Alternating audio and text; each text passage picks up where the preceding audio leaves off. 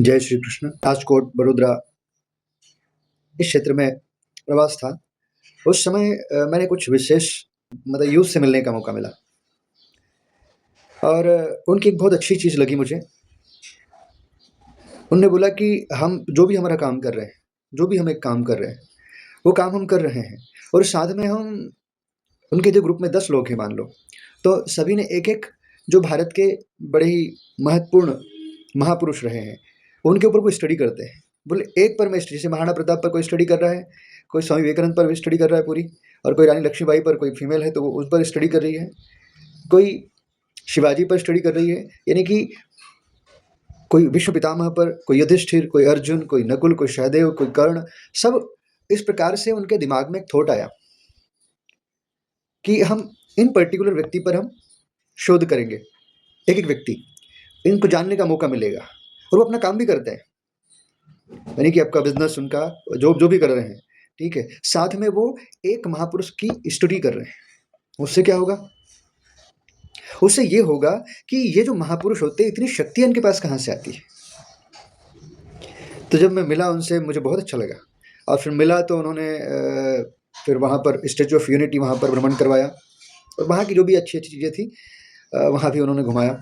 तो इस चीज़ से हमें एक चीज़ सीखने को मिलती है कि हमारे पास किताबें बहुत होती हैं, हमारा एक विषय होता है, उसे पढ़ना होता है। साथ में हम किसी विशेष विचार को साथ में अडॉप्ट करते हैं, तो हम स्ट्रॉन्ग बनते हैं। हमारा कॉन्फिडेंस बिल्ड होता है। यानी कि अभी तो हमें डर लगता है। पहले की जो शिक्षा-दीक्षा थी, उसमें इतने अनुशासन बताए जाते थे, इतनी चीज़ें बताई जाती थी, जीवन और मृत्यु के बीच का जो भय है, उसको खत्म कर दिया जाता था, उस शिक्षा से। क्यों? क्योंकि उस समय एक तो होती है सौदेबाजी, एक होता है कोई चीज़ को स्थापित करना। महाराणा प्रताप भी चाहते तो वो सौदाबाजी कर सकते थे कि ठीक है, ये कर लो, वो कर लो। लेकिन उन्होंने लड़ना स्वीकार किया क्योंकि ये हमारा असली जो धर्म था, वो यही था कि मिट जाएँगे, मर जाएँगे, लेकिन हमारे धर्म की स्थापना के लिए, हमारे जो समाज की सुरक्षा के लिए हम मिटने के लिए तैयार हैं। तो वो प्रेरणाएँ उन्हीं महापुरुषों से आती है। उनके लिए जीवन और मरण दोनों एक ही होते हैं। तो जीवन और मरण के बीच का जो क्षण होता है, वो क्षण सिर्फ़ धर्म की स्थापना के लिए होता है। हमारा हम रोज़गार करें, सारी चीज़ें करें, लेकिन उसके धर्म के साथ सौदा ना करें। यदि हम धर्म के साथ भी सौदेबाजी करना शुरू कर देते हैं, तो फिर तो हम बहुत लग्ज़री में जी लेते हैं, लेकिन हमने समाज का इतना बड़ा नुकसान कर दिया होता है, इतना हमने उस धर्म का नुकसान कर दिया होता है, ज़िम्मेदार होते हैं। इस प्रकृति को पूरी ज़िम्मेदारी मिली हुई। देखिए, वायु हम देखें, अग्नि, जल, वायु, पृथ्वी, ये सब हमें क्या दे रहे हैं और हम मूर्खों की तरह हैं, ले रहे हैं। मात्र सिर्फ़ ले रहे हैं। हमारा देने का कोई भाव नहीं है। हमारा सिर्फ़ हमारा जीवन कट जाए, जैसे भी अच्छा कट जाए, लग्ज़री में कट जाए। अरे लग्ज़री, ये प्रकृति लग्ज़री है। इसको सारे जो आपने भवन बनाए, मकान बनाए, अच्छे शॉपिंग मॉल बनाए, आपने बहुत अच्छी चीज़ें बनाई, वो भी क्या है? वो भी अंततः मिट्टी तो है। तो आपको समझना पड़ेगा कि हम धर्म की स्थापना के लिए पैदा हुए सब के सब। यदि हम इस प्रकृति के सानिध्य, इस प्रकृति को सुंदर बनाते हैं, या फिर हम अपने आप को सौदेबाज नहीं बनाते। लोग धर्म के नाम पे सौदेबाजी करते हैं। ये कितने बाबा जो कितने नए उभर कर और फेमस क्यों हो जाते हैं, इसके पीछे पैसा लगता है, मार्केटिंग लगती है, और वो अपना विचार फैला के चले जाते हैं। हम मूर्खों की तरह समेटना शुरू कर देते हैं। अरे हम बचपन से ही वो चीज़ क्यों ना ग्रहण करें? बचपन में हमारे पूरे परिवार में हमारा धर्म कैसे सुरक्षित रखना, उसके पीछे एक ही काम करता है भगवान कृष्ण का। वही श्लोक काम करेगा, बच्चों के अंदर क्रांति पैदा करेगा। कौन सा? वही, श्रेयान् स्वधर्मो विगुणा परधर्मा सुनिष्ठिता स्वधर्मे निधनं श्रेया परधर्मो भयावह। श्रेयान् स्वधर्मो विगुणा परधर्मा सुनिष्ठिता स्वधर्मे निधनं श्रेया परधर्मो भयावह। श्रेयान् स्वधर्मो विगुणा परधर्मा सुनिष्ठिता स्वधर्मे निधनं श्रेया परधर्मो भयावह। जहाँ पर धर्म की बात आती है, वहाँ पर सौदेबाजी नहीं होती है। और ये हिंदू समाज कहें, इसको हिंदू धर्म कहें, सनातन धर्म कहे, ये धर्म को प्रतिष्ठित करने के लिए ही है। इसका और कोई मकसद ही नहीं है।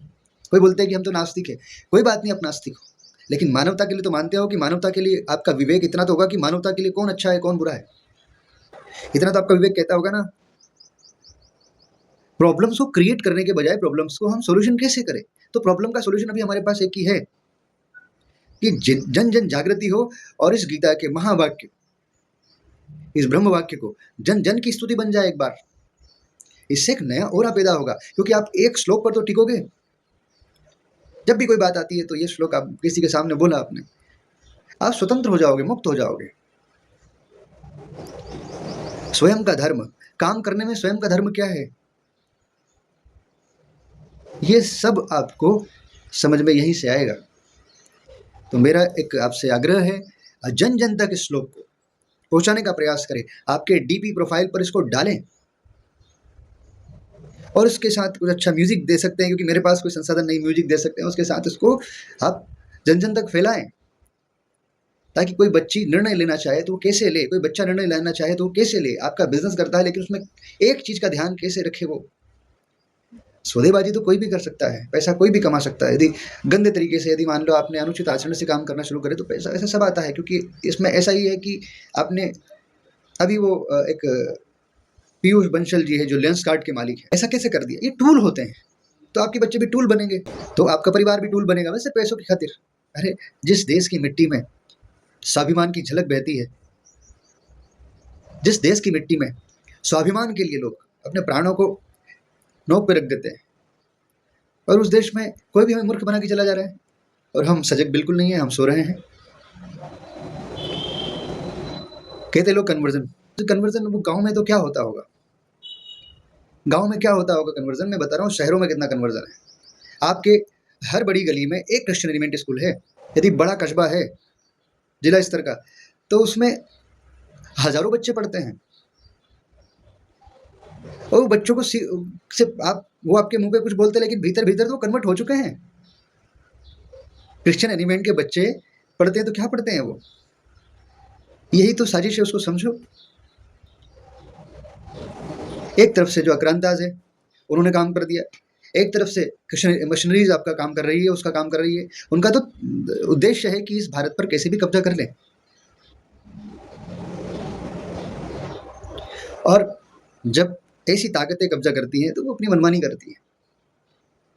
जिस देश से हम छूटे हैं उस गुलामी से, तो अब क्यों गुलामी की तरफ बढ़े यार। बड़े बड़े लिटरेट लोग होते हैं, बड़े बड़े बिजनेस व्यवसाय के बच्चे तो क्रिश्चियन एलिमेंट में ही पढ़ते हैं। आपके पास हिंदू स्कूल तो है ही नहीं। अरे आपकी क्षमता है, आप बनाओ ना। इस संस्कृति को जागृत करने के लिए आपके पास कोई उपाय नहीं है, और जितने जो छोटे लोग हैं उनसे नुकसान नहीं है, बड़े लोगों से नुकसान है। जो धनपति है वो सब क्या कर रहे हैं, हाँ जी हाँ जी हमारा बच्चा तो लग्जरी जीवन जिएगा, ये तो मिडिल क्लास बच्चे हैं। अरे वो बच्चे आप ही के हैं। नैतिकता यही है कि हम हमारे घर को मजबूत करके रखें। ये घर है, परिवार है।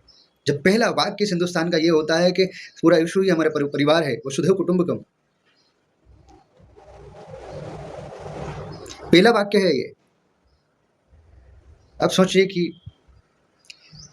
ये किसी और का है, कोई कहता है ऐसा, सर्वे भवन्तु सुखिनः सर्वे सन्तु निरामया सर्वे भद्राणि पश्यन्तु मा कश्चित् दुर्भाग् भवेत्। कोई कह पाता है? नहीं कह पाता है। क्यों? क्योंकि उसको शिक्षा ही बेसिक नहीं है इस तरह की। अभी आपके पास एक ही अस्त्र है, इस अस्त्र को चलाते रहिए। क्या है? श्रेयान् स्वधर्मो विगुणः परधर्मः सुनिश्चितात् स्वधर्मे निधनं श्रेयः परधर्मो भयावह।